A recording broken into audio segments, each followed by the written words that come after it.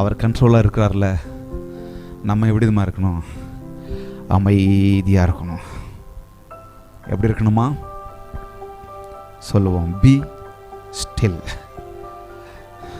முதல் பாயிண்ட் போடுங்க, B still. அமர்ந்திருங்கள். சாந்தவாகிரி, கன்னடாவில் சாந்தவாகிரி. அப்புறம் என்ன சொல்லுது? அமர்ந்து இருக்கிறதுக்கு சும்மா சும்மா இருக்கிறது இல்லை இது. ஆனால் அமர்ந்திருப்பது சும்மா இருக்கிறது இல்லைன்னு சொல்கிறேன் நான். வேற அமர்ந்திருப்பதற்கும் சும்மா இருப்பதற்கும் வித்தியாசம் இருக்குது. அமர்ந்திருங்கள், பி ஸ்டில். சங்கீதம் 46:10 வசனம் சொல்கிறது, B still and know that I am God. Hallelujah. Be still and know that I am God. இன்னொரு வார்த்தையில சொல்லட்டுமா? Be still and know that I am in control. Be still and know that I am in control.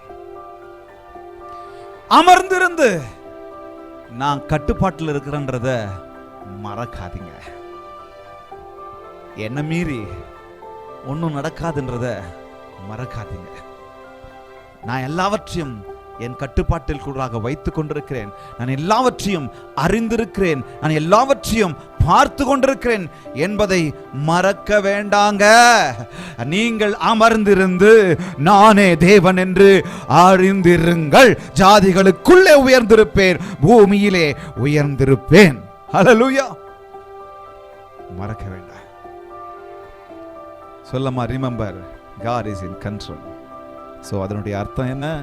Remember, Christ is in control. நினைவில் வச்சுக்கோங்க, கிறிஸ்துவே எல்லாவற்றையும் கட்டுப்படுத்தி கொண்டிருக்கிறார்.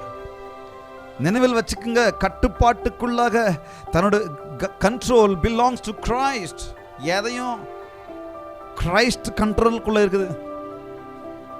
நம்ம வண்டி ஓட்டுறோம், டூ வீலரு. நான் ஓட்டும் போது நல்லா ஓட்டின்னு போயிடுவேன். ஆனால் பக்கத்தில் உட்கார்றவங்க பயப்படுவாங்க, பின்னாடி உட்கார்றவங்க பயப்படுவாங்க. ஹைவேல போகும்போது காரில் உட்காருவாங்க, பயப்படுவாங்க.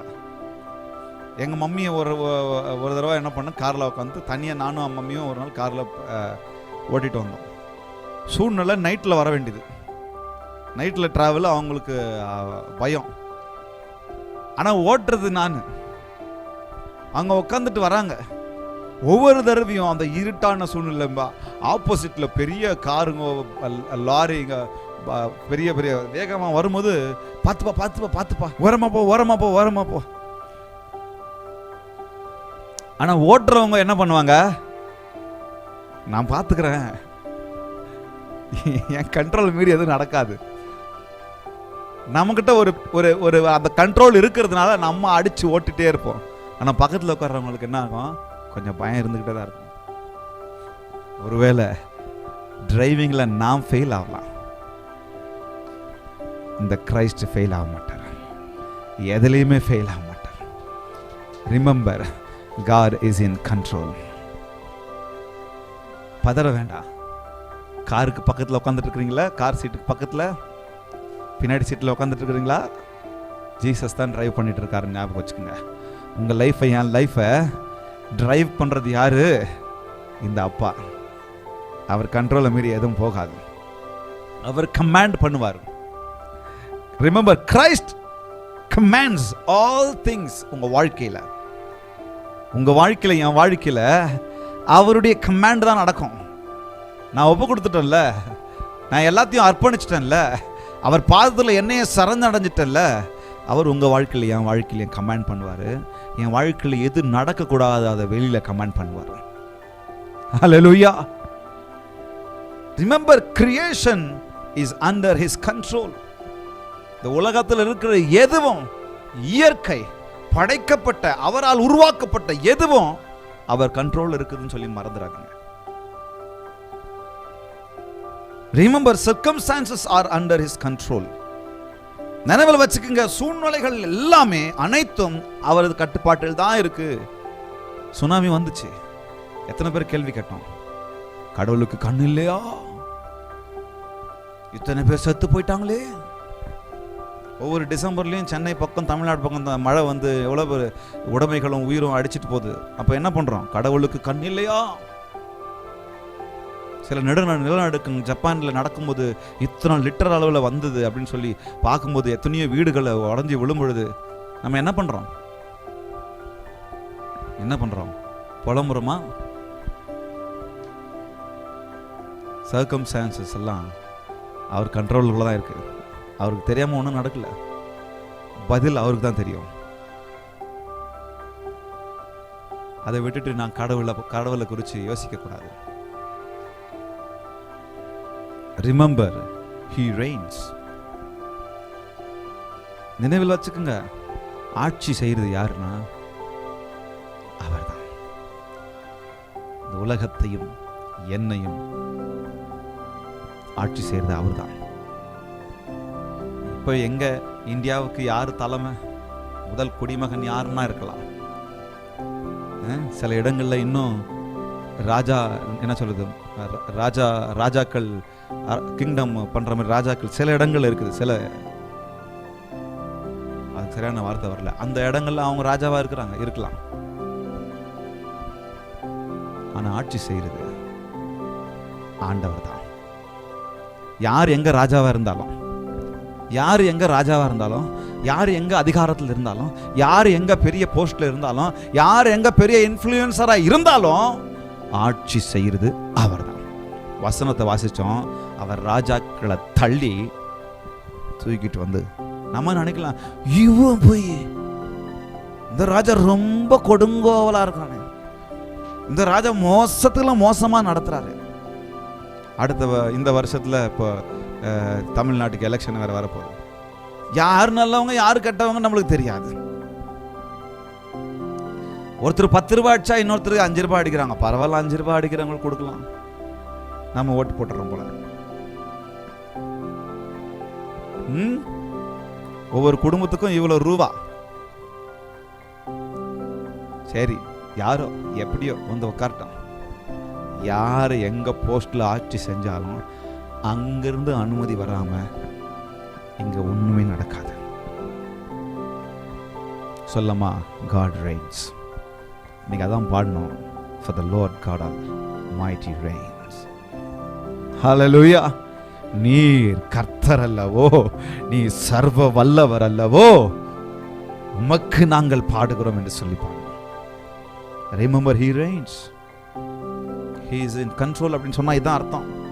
Remember, everything is in his control. அவருடைய கைக்குள்ளாவே தான் இருக்கு, எல்லாமே அவர் கைக்குள்ள தான் இருக்கு. Remember, nothing happens beyond his will. அவர் சித்தத்துக்கு மீறி எதுவும் நடக்காது. Remember, he directs all things. நம்ம நினைக்கிறோம், நம்ம சொல்றோம், ஐயோ இப்படி நடந்துடுச்சே, ஐயோ இது முடிஞ்சிடுச்சே, ஐயோ நான் எதிர்பார்க்காதவங்க இப்படி வந்துட்டாங்களே, இப்படி மேல உட்கார்ந்துட்டாங்களே, இப்படி என் குடும்பத்துல வந்துடுச்சு, இவங்க லீடர் ஆயிட்டாங்களே, அவங்க அதை கட்டிட்டாங்களே, ஐயோ இவங்க இதை முடிச்சிட்டாங்களேன்னு சொல்லி நீங்களும் நானும் நினைக்கலாம். ஆனா டைரக்ட் பண்ணிக்கிட்டு இருக்கிறது அவரு. கதை, திரைக்கதை, வசனம், மியூசிக் எல்லாம் அவர். மறக்காதீங்க, ஒவ்வொன்றையும் அவர் டைரக்ட் பண்ணிட்டு இருக்கார். சொல்லமா, remember, God is in control. மறக்க வேணாம், God is in control. God is in control. Remember, he has not lost control. எவ்வளவு அழகா சொல்றாங்க. God is in controlனா என்ன தெரியுமா? அவர் லாஸ்ட் கண்ட்ரோல லாஸ்ட் ஆக மாட்டார், இழக்க மாட்டாருங்க. உங்களுக்கு இப்ப தோணலாம், ஐயோ போயிடுச்சா முடிஞ்சிடுச்சான்னு இப்ப தோணலாம். ஆனா உங்களையும் என்னையும் டைரக்ட் பண்ணிட்டு இருக்கிறவரு கண்ட்ரோலை இழக்காதது. ஐயோ கைமீறி நடந்துருச்சு பிரதர் அப்படின்னு நான் சொல்லலாம், ஆனா அவர் சொல்ல மாட்டார். கைமீறி நடந்துடுச்சுன்னு சொல்லி அவர் ஒருபோதும் சொல்லுகிறவர் அல்ல. அவர் சொல்ல ஆகும், அவர் கட்டளையிட நிற்கும். ஹல்லேலூயா. அவர் பொய் சொல்ல மனிதன் அல்ல, மனம் மாற மனுபுத்திரன் அல்ல. ஹல்லேலூயா. அவர் சொன்னா அப்படியே ஆகும். அவர் கண்ட்ரோல லாஸ்ட் ஆக மாட்டார், கட்டுப்பாட்டை இழக்க மாட்டார். நான் காரை ஓட்டினா நான் சில டைம் கட்டுப்பாட்டை இழக்கிறேன், சில டைம் நான் உளுந்து எழுந்துச்சு வரேன் பைக் ஓட்டும் போது என் கண்ட்ரோல் லாஸ்ட் ஆகலாம், ஆனால் என் கர்த்தருடைய கண்ட்ரோல் ஒருபோதும் லாஸ்ட் ஆகாது. ஹல்லேலூயா, ஒருபோதும் லாஸ்ட் ஆகாது. அதுதான் அதனுடைய அர்த்தம். Remember he is on the throne. Remember he will not abandon you. அவர் உங்களை ஒருபோதும் கைவிட மாட்டார் என்பதை நீங்க நினைப்பில் வச்சுக்கணும், நினைவில் வச்சுக்கோங்க. குழப்பம் அவரை ஒருபோதும் மேலிட முடியாது. Chaos cannot overrule him. உலகத்தில் நடக்கிற விஷயம், என் குடும்பத்தில் நடக்கிற விஷயம், என் பர்சனலாக நடக்கிற விஷயம், என் மனசுக்குள்ள ஓடிக்கொண்டிருக்கிற விஷயம், மன அழுத்தம், இது எல்லாம் என்ன ஓவர்ரூல் பண்ணலாம். ஒருவேளை அவரை ஓவர்ரூல் பண்ண அவருக்கு என்ன இருக்கு? அவரை எந்த சூழ்நிலையும் ஓவர்ரூல் பண்ண முடியாது. அவரை போய் எதுவுமே குழப்பிட முடியாது. நம்ம இங்கிருந்து பார்த்துக்கிட்டு இது நடந்துடுச்சு, இது போயிடுச்சு, இது ஆயிடுச்சு, இது முடிஞ்சிடுச்சுன்னு சொல்றோம். ஆனா அவர் அங்கிருந்து சொல்றாரு, எதுவும் என்ன குழப்ப முடியாது, நீ குழப்பாத என்ன. நீங்க குழப்பாதீங்கப்பா, நீயும் குழம்பி என்ன வந்து குழப்பாத என்ன, எதுவுமே குழப்ப முடியாது. என்ன, நான் கண்ட்ரோல்ல தான் இருக்கிறேன். ஏன்னா நான் ராஜரீகம் பண்றேன், ஏன்னா நான் அரசாண்டு கொண்டிருக்கிறேன். ஹல்லேலூயா. ஏன்னா நான் தான் உட்கார்ந்துட்டு இருக்கிறேன், என்னை மீறி ஒன்றும் நடக்காது. ஸோ இதை மறந்துடக்கூடாது. சொல்லமா, பி ஸ்டில். ஒன்றும் மறந்துடாதீங்க, நீங்கள் அமர்ந்துருங்க, அவ்வளோதான். அவர் என்ன செய்கிறாருன்னு சொல்லி நீங்கள் அமர்ந்துருங்க.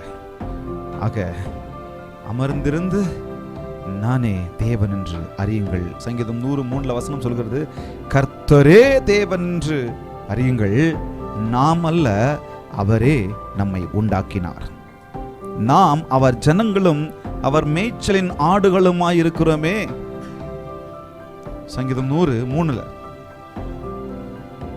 அப்போ ஏசாயா 26:3 சொல்லுகிறது, உம்மை உறுதியாய், ஐசாயா 26:3, உம்மை உறுதியாய் பற்றி கொண்ட மனதையுடையவன் உம்மையே நம்பி இருக்கிறபடியால் நீர் அவனை பூரண சமாதானத்துடன் காத்துக்கொள்வீர். சொல்லாமா, பி ஸ்டில். நம்ம அமர்ந்திருக்கலாம், ஒன்ன நினைச்சுக்கிட்டு அமர்ந்திருக்கலாம். அப்ப பி ஸ்டில் அப்படின்னு சொல்லும் போது அடுத்த பாயிண்ட்டுக்கு போறதுக்கு முன்னாடி இந்த வார்த்தை நான் சொல்லிடுறேன். அமர்ந்திருப்பது அப்படின்னு சொன்னா சும்மா இருக்கிறதுன்னு அர்த்தம் இல்லை. ஞாபகம் வச்சுக்கோங்க. பி ஸ்டில் அப்படின்னு சொல்லிட்டார் பாஸ்டர், சும்மாவே இருக்கணும், சும்மாவே இருக்கணும் அப்படின்னு அர்த்தம் இல்லை. அமர்ந்திருப்பது என்று சொல்லும்பொழுது காத்திருப்பதற்கு அர்த்தம் என்ன? என் கர்த்தர் என்ன செய்ய போகிறார் என் வாழ்க்கையில் சொல்லி எதிர்பார்த்து காத்திருப்பது. அமர்ந்திருப்பது என்பதற்கு அர்த்தம் என்ன தெரியுமா? கீழ்ப்படிந்திருப்பது. அமர்ந்திருப்பது என்று சொல்லும்போது அதனுடைய அர்த்தம் என்னன்னா, கர்த்தர் எனக்காக எல்லாவற்றையும் செய்கிறார் என்ற நம்பிக்கை, விசுவாசத்தோடு அவருக்காய் நம்ம அவர் சமூகத்தில் இருப்பது தான். அதுக்குன்னு சும்மா இருக்கணும்னு சொல்ல அடுத்த வசனம் சொல்றேன். சொல்லமா, பி ஸ்டில். And secondly,